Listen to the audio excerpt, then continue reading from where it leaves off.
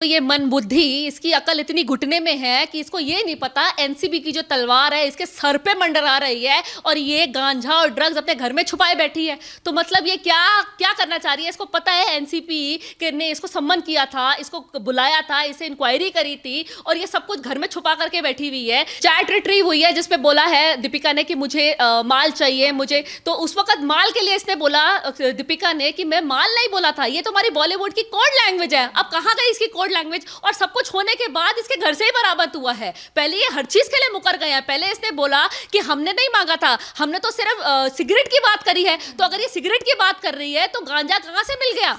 अगर ये सिगरेट की बात कर रही थी तो इस वक्त ऑयल कहां से मिल गया? तो ये सब कुछ चैट सही थी जिसको ये मैनिपुलेट किया गया था एनसीबी के सामने। इन सबने मैनिपुलेट किया था कि हमारी कोड लैंग्वेज है। अब ये क्या सफाई देंगे? अब ये एनसीबी को ये जब एनसीबी ने सब कुछ पकड़ा है तो दोबारा अब दीपिका को आंसर देना पड़ेगा और इसको बहुत मुश्किल हो जाएगा एनसीबी को जवाब देना कि ये गांजा क्या है और ये ऑयल क्या है, क्योंकि उस वक्त इसने बोला था कि हमारी कोड लैंग्वेज है। अब ये कोड लैंग्वेज को कैसे जस्टिफाई करेगी? अब ये कोड लैंग्वेज को जस्टिफाई नहीं कर सकती, ये फंस गई है बुरी तरीके से।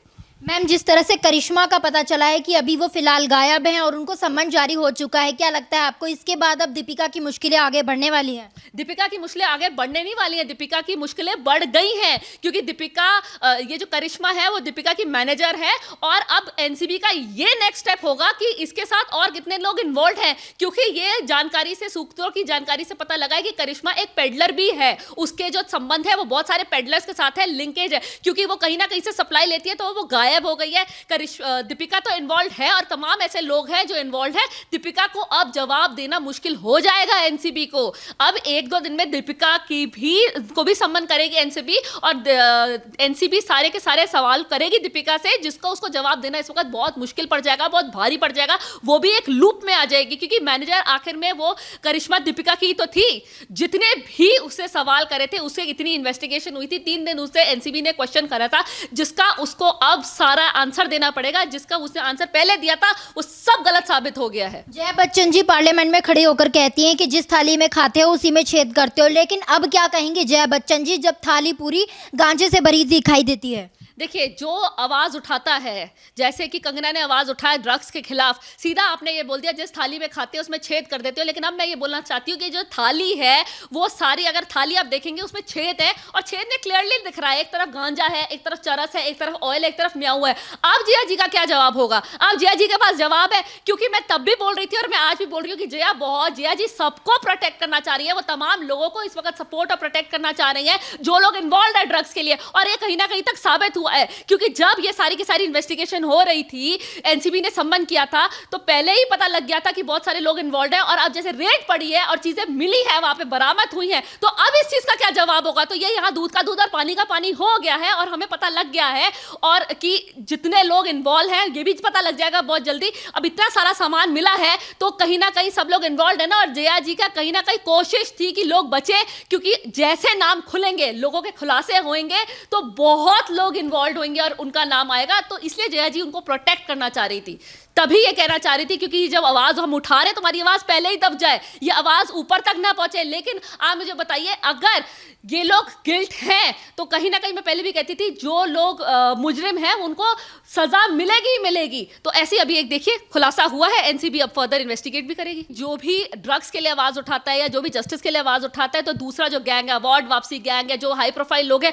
वो इन लोगों को दबाने की कोशिश करते हैं। वो चाहते हैं कि आप दब जाएं, क्योंकि हर लोग इंटर रिलेटेड है, बहुत बड़ा नेक्सस है, बहुत बड़ा ग्रुप है, ये डी कंपनी है। और ये जैसे दीपिका पादुकोण गैंग, ये ड्रगी गैंग, तो ये सारा का सारा गैंग और ये सब इंटर रिलेटेड है। तो एक बंदा फंसेगा तो सबके नाम ले डूबेगा, एक मछली फंसेगी तो सारे मछलियों को ले डूबेगी। इसलिए ये एक दूसरे को प्रोटेक्ट गेम खेलते हैं। अच्छा भाई, एक बंदा पकड़ा गया तो दूसरे 6 बंदे एक तरफ हो जाएंगे उसको समर्थन के लिए, उसको सपोर्ट के लिए। दूसरा बंदा पकड़ा गया तो 10 बंदे आ जाएंगे। तो ऐसे ये सारा का सारा ग्रुप है, गैंग है, ये जो पुड़िया गैंग है और ये जो ड्रगी गैंग है, ये सारा का सारा गैंग एक तरफ है कि अगर एक बंदा भी आवाज उठाता तो सारी की सारी पुड़िया गैंग एक तरफ हो जाती है कि हम सड़क पे आ जाएंगे अगर आप उसके ऊपर आवाज उठाएंगे, क्योंकि उनको पता है अगर उसने नाम ले लिया तो तमाम लोग हैं जिन पे इंक्वायरी आ जाएगी और वो लोग फंस जाएंगे। इसलिए ये उनका समर्थन करें। क्या आपको नहीं लगता कि रिया चक्रवर्ती तो एक छोटी सी मछली थी, अभी बॉलीवुड में बड़े बड़े मगरमच्छ जो है बाकी हैं? मैं पहले भी कह रही थी रिया एक छोटी सी ही मछली है और बड़े बड़े लोग जो हैं वो बॉलीवुड में सारे मगरमच्छ हैं और सब इसको सपोर्ट करते हैं, सब इसका समर्थन करते हैं। ये लोग बहुत खुश थे जब रिया बाहर निकल आई थी, लेकिन मैं तब भी कह रही थी और मैं आज भी कह रही हूँ इनको खुशी मनाने की बिल्कुल भी जरूरत नहीं। रिया को क्लीन चिट नहीं मिली थी, रिया सिर्फ बेल पे बाहर आई थी। और अब जैसे कि ड्रग्स मिले हैं, दीपिका आएगी लूप में, दीपिका से पूछा जाएगा रिया फिर दोबारा पिक्चर में आ गई, उसकी री एंट्री हो गई है मूवी में। उसको लगा था क्लाइमेक्स हो गया, वो मूवी से बाहर हो गया, पर क्लाइमेक्स नहीं हुआ है, तेरी री एंट्री हुई है रिया। तो बहुत जल्दी एनसीबी तुझे सम्मन देगी और तू सलाखों के पीछे फिर देखेगी। और ये जो दिवाली मनाने की कोशिश कर रही थी, बड़ी खुश थी, ये प्री दिवाली बाहर बनेगी, प्री दिवाली बाहर नहीं बनेगी, तेरी प्री दिवाली जेल के अंदर ही बनेगी रिया।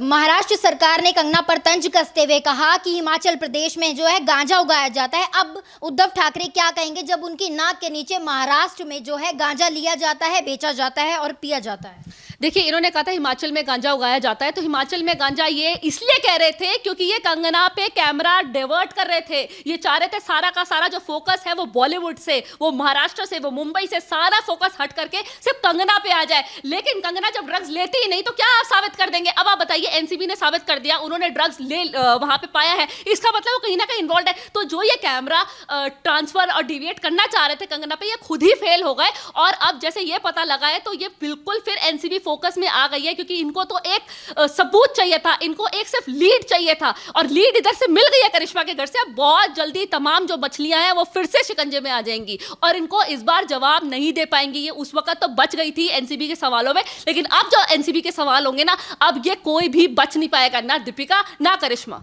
जिस तरह से कंगना आपने देखा शुरुआत से ही आवाज उठाती आ रही थी, लेकिन उद्धव सरकार जो है लगातार उनका मनोबल गिराने की कोशिश कर रही थी। जिस तरह से उनके घर को गिराएगा और उनसे भी सवाल किए गए कि वो ड्रग्स लेती हैं, उन पे केसेस किए गए, इसको किस तरह से देखेंगे आप? देखिए, जैसे कंगना आवाज उठा रही थी, मैं तो ये बोलना चाहूंगी कि जो भी आवाज उठा रहा है वो इनकी आवाज दबाते हैं। इनिशियली कंगना ने आवाज उठाई, जिसमें कंगना ने सुशांत के लिए आवाज उठाई तो उसका घर दबा दिया। पहले तो आप उसको तोड़ना चाहते हैं, लेकिन कंगना बिल्कुल भी नहीं टूटी। फिर उसने ड्रग्स की बात करी तो आपने अब ये उसको उस पर टिप्पणी कर दी कि ड्रग्स तो हिमाचल में उगाए जाते हैं। तो आप क्या बताना चाह रहे हैं कि आप जो भी आपके लिए मतलब कोई भी आवाज उठाएगा तो आप उसकी आवाज दबा देंगे, आप बुलडोजर चला देंगे। लेकिन जो सच है ना, वो आपके इन सब चीजों से डरता नहीं है। वो आप 74 साल के बुजुर्ग हैं, उनको आपने गुंडे भेज दिए, तो जो भी आपके उसके लिए आवाज उठाएगा, मतलब आप दिखाना चाहते हैं गुंडा राज है। ये जो महाराष्ट्र है, ये सारी गुंडा राज में रह रहे हैं, तभी इस वक्त कोई भी सेफ फील नहीं कर रहा। जो महिलाएं रहती हैं वहां पे, वो भी सेफ नहीं फील कर रहा,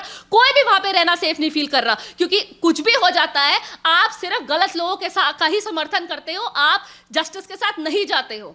क्या यही रीजन है कि सभी लोग जस्टिस के नाम पर चुप हैं, क्योंकि सभी लोग एक ही तालाब की मछलियां हैं? बिल्कुल सही कहा। और आपको पता है, अगर कोई बोलना भी चाहेगा ना, तो वो इसलिए नहीं बोल पाएगा कि उनको पता है बड़े बड़े लोग इन्वॉल्व है, बड़े पॉलिटिशियंस इन्वॉल्व है, अंडरवर्ल्ड के लोग इन्वॉल्व है। इसी वजह से कोई आवाज उठाना नहीं चाहता। पहले तो ये लोग उनको बहुत सपोर्ट करते हैं, अवार्ड वापसी गैंग देख लो, या लिबरल गैंग देख लो, या बिंदी गैंग देख लो, जितने भी तमाम लोग हैं उसको सपोर्ट करते हैं। और उनमें से कुछ लोग ऐसे भी होंगे, मैं ये नहीं मानती कि नहीं सपोर्ट करना चाहते होंगे, लेकिन वो इसलिए चुप्पी खाए बैठे कि उन्होंने एक एग्जाम्पल कंगना का देख लिया कि कंगना अपनी आवाज उठा रही तो बुलडोजर चला देते हो, और इतनी तमाम उसको प्रॉब्लम्स खड़ी हुई है कि आप महाराष्ट्र नहीं आ सकते। तो उसका एग्जांपल ऐसा सेट कर दिया कि अगर आपने आवाज उठाने की हिम्मत भी करी तो आपके साथ इतना टॉर्चर किया जाएगा। इसलिए कुछ लोग इसलिए भी चुप्पी खाए बैठे हैं। नीतीश राणे जो बीजेपी के नेता हैं, उन्होंने पहले ड्रग्स के ऊपर बात कही थी और उन्होंने ये भी कहा कि जो है मंत्रिमंडल से महाराष्ट्र के मौजूद था जिस दिन सुशांत का मर्डर हुआ।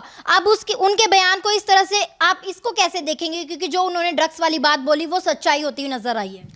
देखिए, नीतीश राणे ने और भी चीज़ें बोली हैं। उन्होंने बोला कि उनके पास ऐसे कुछ सबूत है जो वो सीबीआई को हैंड ओवर करेंगे, जिससे पता लगेगा कि दिशा का मर्डर हुआ, सुशांत का मर्डर हुआ। तो इस वजह से भी इस वक्त सरकार हिली हुई है, महाराष्ट्र की सरकार हिली हुई है, क्योंकि जैसे उनके हाथ में सबूत मिले हैं, वो सबूत जब वो दे देंगे तो बहुत बड़े बड़े लोगों के नाम आएंगे। क्योंकि हमने पहले भी बोला था कि ये सुसाइड नहीं, ये मर्डर है, लेकिन अब नीतीश जी ने दावे से बोला है कि मेरे पास ऐसे कुछ सबूत है जो मैं सीबीआई को हैंड ओवर कर रहा हूँ, और उसके बाद बहुत जल्दी जो भी मुजरिम है वो सलाखों के पीछे होगा। तो इसकी वजह से भी ये भौखला गई है, इनकी जो सरकार है वो पूरी भौखला गई है कि अब क्या होगा आगे। तो किसी ना किसी तरह चाह रहे हैं कि प्रेशर में रहे और ये चीज दब जाए और ये सबूत आगे ना जा पाए, लेकिन होने को कोई नहीं टाल सकता, ये होके रहेगा।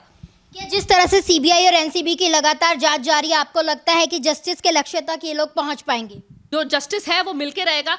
हो सकता है जस्टिस थोड़ा सा लेट हो जाए, जैसे कि लेट हुआ है, क्योंकि वो भी क्यों लेट हुआ है, जस्टिस बहुत पहले मिल जाता। अगर ये मुंबई सरकार, मुंबई जो पुलिस है, ये अपना काम सही टाइम पे कर देती।